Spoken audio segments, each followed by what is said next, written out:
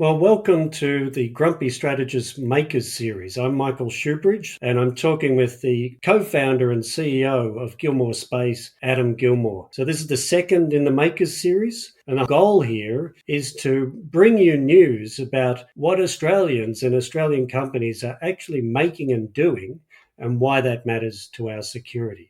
So, Adam, it's my absolute pleasure to have you on the show. Thanks very much, Michael. Great to be here. It was 2012 that you founded Gilmour Space with your brother John. But before then, you had a career in finance, including with Citigroup. Tell me about that and then how you got into space. Sure. So I worked for 20 years in Citibank in financial markets, and I ended up running the sales business for Asia Pac in financial markets. And what that allowed me to do is talk to a lot of our small to medium enterprise customers across Asia Pacific and get a really good understanding of the problems they faced, how they grew the businesses, how they looked at revenue. And we were in a very good position to look at industries. And so we used to look at all the different kinds of industries like telecommunications. We were very early adopters and investors of Apple. As soon as the iPod came out, we're like, this is the next big thing. And so around about the same time, some of the commercial companies started to achieve success in space. I've always been a space fan, and that really drew my attention to that. I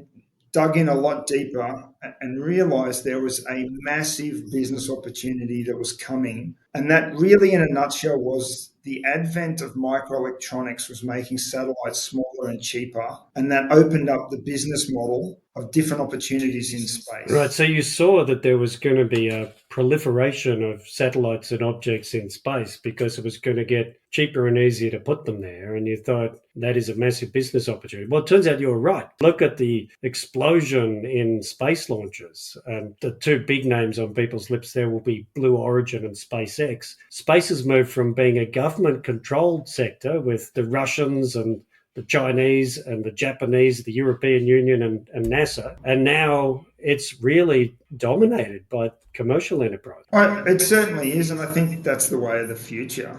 And when I was doing my analysis, there was a satellite component, but there was also the access to space. And I realized very early on there was very limited opportunities to get access to space. I mean, this was around the time that SpaceX had just started launching, and you really only had government contracted launch vehicles, which were really, really expensive. So I was like, there's a cheapening market in satellites, but the launch vehicle market isn't changing. And that's when I decided I'm going to have a really good look at launch vehicles and made a decision that I could do it based on hybrid technology. That was the secret to being able to do it in Australia and to do it for cheap. Well, and when people that aren't immersed in this area hear hybrid technology, they'll probably be thinking, so is it petrol electric? What's the advantage of a hybrid rocket motor and what is it? It's the combination of liquid and solid fuels. But why is that such a beneficial approach? In a nutshell, a hybrid rocket has a liquid oxidizer and a solid fuel. And they're two different phases of matter. And what that means is you can't get a catastrophic explosion like you can in a liquid rocket engine or a solid rocket motor. In the early development and the testing of these engines, you can do it a lot easier, quicker, and cheaper than testing those other types of engines. Yeah, so we've seen others struggle both with solid fuel and liquid fuel. In fact, liquid fueled rockets have been notorious for blowing up unexpectedly, haven't they? Because it's just so difficult to handle. Exactly. And they also have a very long development time. So the average development time of a liquid rocket engine is between 5 and 7 years. And for our main engine that we use in our hybrid motor powered rocket now, the on-orbital vehicle, we've done about a 2.5-year cycle from clean sheet design to qualified engine to assembled in the rocket. So, that's like double the speed of a liquid rocket engine of similar thrust. Well, I think this is one of the things that struck me about Gilmour Space, and it's actually true about a bunch of other companies working on completely different things. It's the speed of development, the speed you've gone from the idea to testing a product, developing it and moving it on. Because when I look at the history of Gilmour Space. You started doing some simulators, some models, and then you rapidly built that first experimental rocket, Raster, obviously named after Bob Marley. I think it took you about 18 months from the time you started to the time you first launched it. Then One Vision, the next generation of rockets. And now you've got Eris-1, which you've just brought to your own spaceport up in Bowen, and you're going to launch shortly. That's a phenomenally rapid development cycle for different generations of rockets. Yeah, one of the principles that we have is you build something as quick as you can and you test it, and you learn so much from the test, whether it succeeds or fail. I remember telling my team when we did the One Vision test, I said, we've basically designed and built this rocket and the entire mobile launch platform. We're going to launch it tomorrow. We're not going to learn much more if it succeeds or fails. If it succeeds, it goes that way. It looks great. We get good videos. But if it fails, we'll almost learn more. And the whole sum of the journey is the learning that we can carry on to the next vehicle. So you can't be afraid of failure. I think that's such a distinctive thing, because I've done a lot of government procurement in my career, and the fear of something not going well just paralyzes the decision making. There's so much effort put into avoiding every risk. Whereas I look at Elon Musk's business model, I look at Mark Zuckerberg's business model and your business model, and it's all about running. It's not crawling, walking and running. It's about running, trying something, getting a result, learning from it and doing the next thing. And I think that's why I'm so excited to see what happens with Eris-1, because you're running fast and all the work you've already done to design and build the other rockets, you've put into this Eris-1. That's right. If you look at it from a financial lens, anything with high technology has a lot of people in it. If you have, say, 200 people, call that $25 million a year in employee costs, and you take 2 years to thoroughly test a rocket, you've spent $50 million just on people. And if that rocket fails, you're in the same position. Whereas if you can build a rocket in a year, and let's call the rocket $6 million of part costs. So 25 plus 6, 31, tested the rocket something goes wrong on it. I've got a whole nother year to basically build another rocket and be in the same place I was if I just spent 2 years. And that is the critical difference between the old government space and defense programs and the new government space and defense programs. When you look at it financially, it's a no-brainer to test as early as you can. Yes, but the advantage to your customers is they're going to get a viable launch vehicle much faster. They can put their satellites into orbit. Absolutely. And they've seen the journey, seen the test data. So what's your intention with the Eris series of rockets? Well, Eris-1 looks to me to be low Earth orbit, about 300 kilogram payloads. So that's the smaller satellites. But to me, it looks like this is responsive space, but it's also smaller constellations that perform whatever functions, whether a commercial outfit or a government outfit want. Yeah, so the first Eris series of vehicles, we're building 3 of them pretty much the same, and they're really just for orbital test beds. So we've got to prove that we can get to orbit, prove that we can deploy payloads, and after that we're already starting to upgrade the vehicle. So we're going to move from 300 kilograms to 1,000 kilograms, but we're going to build the first 3 first to just get our expertise in space. And then once we've got the 1,000 kilogram vehicle, that has higher Earth capability. For small payloads, we can take them to the orbit around the moon. We can take small payloads to GTO, to MEO, and that opens up the customer base. In our view, the 2 biggest business opportunities for us is deploying constellations of small satellites into like 100, 200 satellite type constellation. And there's customers all over the world that are looking for these opportunities. And the second one is the replacement and replenishment of the mega constellations, because they put 30 to 40 to 50 of them in a particular orbit and they start to decay at 2 or 3 or 4 times a year. And it's far too expensive to take a massive rocket up to just replace 3 of them at a time. So we can be extremely cost effective for that. That's a fascinating niche, isn't it? Because everyone thinks about Starlink's got 5,500 Starlink satellites in orbit. They're not all going to fail at the same time, but the No. constellation will degrade slowly if there's no maintenance. And you avoid the block obsolescence, don't you, by replacing a number of the satellites over time. So that's a long-term business model, isn't it? Rather than just the flurry of initial launch, it's how do we sustain these constellations? And the replacement model sounds a good way. Yeah, it's a huge opportunity because the big constellations, as you said, are putting thousands of satellites up. They have a 5 to 7 year time span. So if you do the numbers, it's like 1,000, 2,000, 3,000 a year in all different orbits around the Earth have to get replaced. And it's coming soon because some of these constellations have been up for a couple of years already. More are coming. So the next 3 to 5 years is going to see this really become a big opportunity. Yeah. So why did you decide not just to design and build rockets? You're also now doing satellite buses, but I think even more interestingly, you've got your own spaceport, your own space launch site up in Abbott Point in Bowen, Queensland. Why did you choose that location? But why did you want to get yourself in that end of the business? Well, we had no choice. We were building a launch vehicle and we didn't have a launch site in Australia. If you're in any other country that launches to space, the government provides funding for launch sites, but there was none here. We bet that there wasn't going to be in time for our launch. And so we said to ourselves, we have no choice but to build our own launch site. And once we'd made that decision, we looked up and down the eastern seaboard because you launch east to get the spin of the Earth, so you have to launch over ocean for safety. And where we found Abbott Point was a combination of as close to the equator as you can be without flying over some of the northern island chains, far enough away from the nearest town, and in an estate development area where you're a neighbour with a coal port that's 7 kilometres away and is actually happy that we were there to have some diversification of business activities.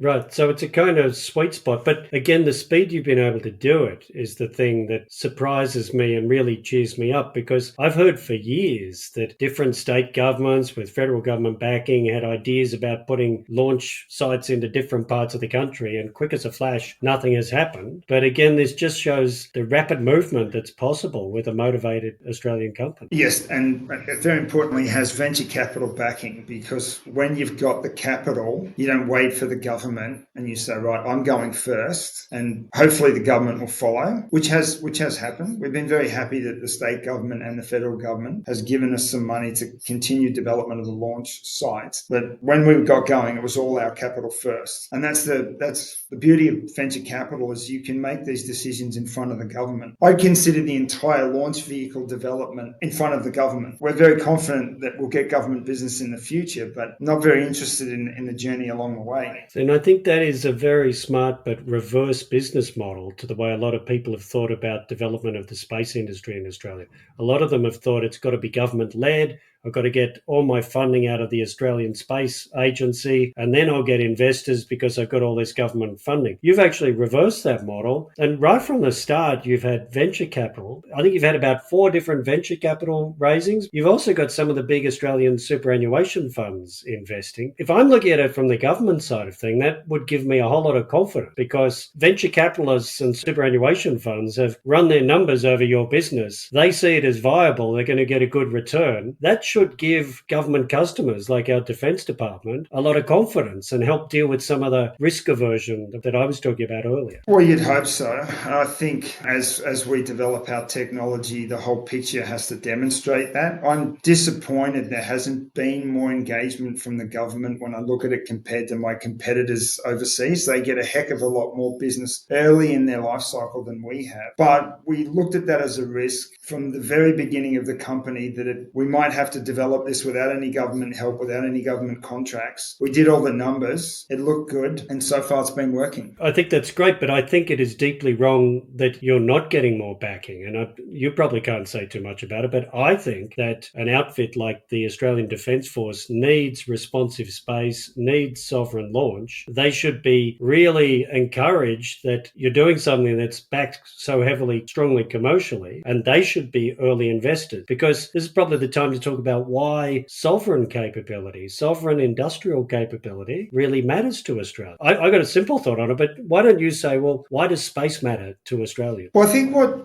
Australians have to realise is we totally rely on space technology as an enabling technology of the way we live, from banking to navigation in the cars. The list goes on and on and on and on. And if you read studies on what happens if suddenly space was turned off, it's almost anarchy. All the supply chains freeze, the banking system freezes. I like to say we go back to a barter economy. The second thing that Australians don't realise is we rely almost 100% on foreign countries and foreign companies to provide this enabling space infrastructure. And defence does as well. We rely pretty much 100% on foreign governments to provide us with our space capability in defence. And I think if we continue to let that happen, we leave ourselves very vulnerable to future things. And we saw during COVID and some other instances that when things go bad, people look after themselves first. And so we are providing that access to space, the satellite capability in space, to give our nation capability to look after itself in space technology. Well, back to your point about the dependency,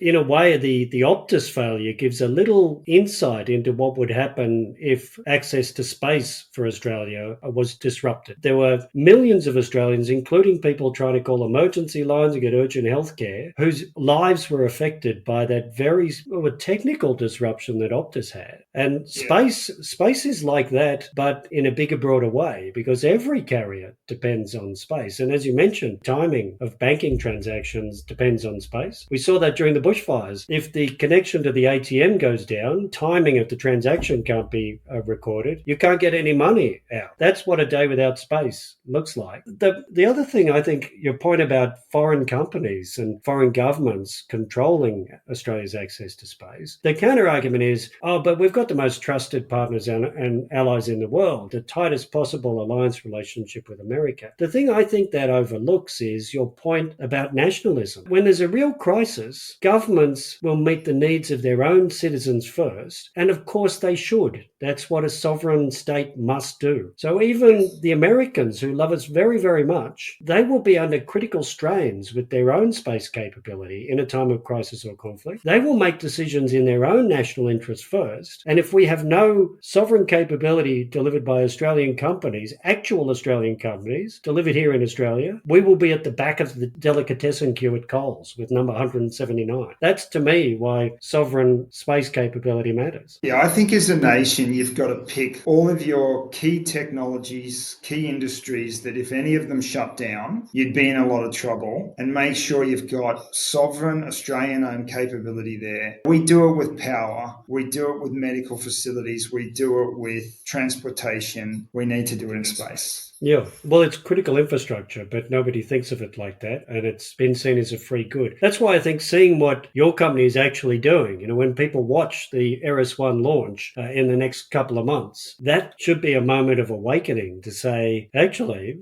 space matters, and Australia does have its own capability now, and in times of crisis, we can use that, and maybe if we lose access to other satellites, we can put our own up at those times. Exactly. Is that the kind of vision you have? Absolutely. I mean, we want to be able to put all kinds of satellites up for communication, for detecting fires, for managing floods, for managing vegetation, all the farmers. There's some companies that are putting up really great sensor technology for mining now, Fleet, another Australian company. There's so many opportunities in space that we can go after as a nation. And with our launch vehicle, we can do that. So when we're probably getting towards the end now, but when I look at your business, I think there's definitely a defence customer here in Australia. It may not be investing in acquiring actual launch spots or using your satellite bus to put payloads on, but it needs to do that. But the other side of your business is the commercial launch business. How do you see the balance between the different parts of the business? What's the trajectory of that? You're going to tend more to predominantly government and defence business or a commercial? How do you see that balance developing? Well, we set up the company